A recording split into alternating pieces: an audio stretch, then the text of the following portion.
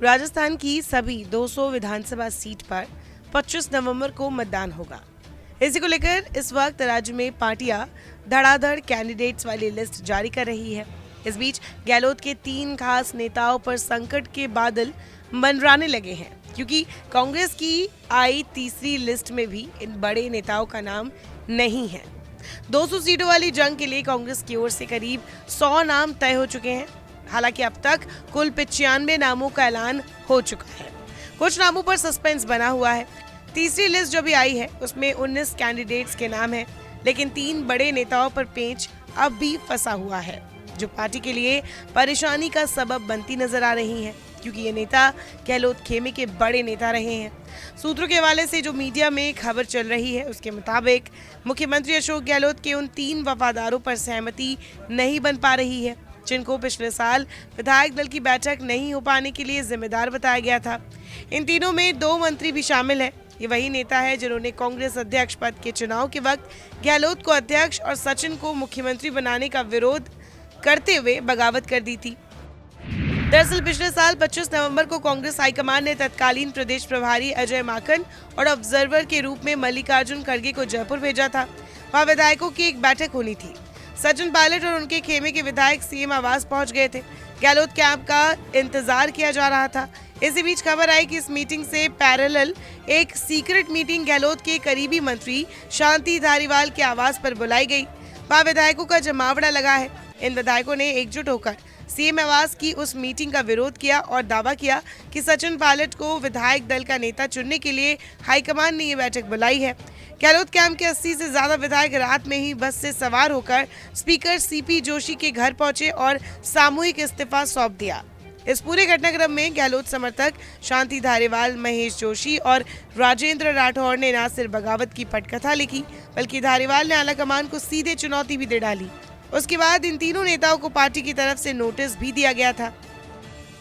बताते चले कि शांति धारीवाल को गहलोत का करीबी माना जाता है और कैबिनेट में नंबर 2 के मंत्री के तौर पर उन्हें जाना जाता है। इसी तरह धर्मेंद्र राठौड़ का टिकट भी फाइनल नहीं हुआ है। वो पहले पुष्कर सीट पर दावेदारी कर रहे थे, लेकिन पार्टी ने वहां नसीम अख्तर इंसाफ को उम्मीदवार बनाया है। कहा जा रहा है कि राठौड़ को अगले लिस्ट में जगह मिल सकती है।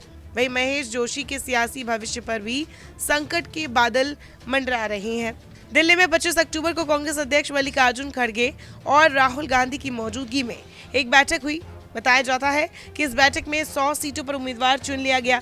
सूत्रों के हवाले से जो खबर मिल रही है उसके मुताबिक कांग्रेस सेंट्रल इलेक्शन कमेटी की बैठक में अशोक गहलोत के 3 वफादारों शांति धारीवाल, महेश जोशी और राजस्थान की tourism development corporation chairman Dharmendra Rathore को लेकर गंभीर चर्चा की गई। इन्हें अभी पेंडिंग लिस्ट में डाला गया है। बताया तो ये भी जा रहा है कि राजस्थान के मुख्यमंत्री अशोक गहलोत ने तीनों के खिलाफ आई रिपोर्ट के बाद भी टिकट देने की इच्छा जाहिर की, जबकि पार्टी उनसे सहमत नहीं है। फिलहाल तीनों के नाम पेंडिंग लिस्ट में है। वही कांग्रेस के सचिव धीरज कुमार गुज्जर का नाम भी पेंडिंग लिस्ट में ही डाला गया है, जो उत्तर प्रदेश के प्रभारी है। वे बड़े नेताओं के करीबी भी बताए जाते हैं। जानकारी की माने तो कांग्रेस अध्यक्ष और राहुल गांधी की मौजूदगी में हुई बैठक में सर्वे एजेंसियों और उनकी रिपोर्ट पर भी विस्तार से चर्चा की गई। इस दौरान एक वरिष्ठ नेता पर लगे भ्रष्टाचार के आरोपों पर भी चर्चा हुई। राहुल गांधी के भारत जोड़ो यात्रा के राजस्थान से गुजरते समय भी ये मुद्दा बना था। राहुल ने केवल उस नेता के नाम पर आपत्ति जताई, जबकि 106 नामों की चर्चा हुई। बात करें तीसरी लिस्ट की। तीसरी लिस्ट में 19 उम्मीदवारों में 3 निर्दलीय, 2 बीएसपी से आए विधायक को कांग्रेस का सिंबल मिला है। वही भारतीय जनता पार्टी से कांग्रेस में आई शोभा रानी कुशवाहा को भी कांग्रेस का सिंबल दिया गया है। इसके साथ ही सहाड़ा विधायक गायत्री देवी का टिकट काटकर उनके देवर राजेंद्र त्रिवेदी को दिया गया है, जबकि किशोरा राय पाटन से पायलट की करीबी राकेश बोयत का टिकट काटकर अशोक गहलोत के करीबी सीएल प्रेमी को मौका मिला है।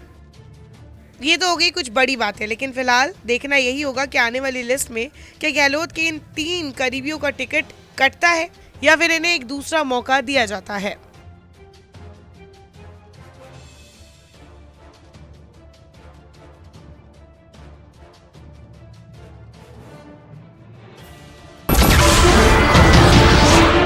नमस्कार, मैं हूं मानक गुप्ता।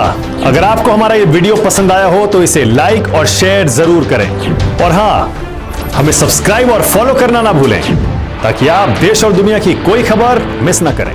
तो जुड़े रहिए हमारे साथ और देखते रहिए न्यूज़ 24।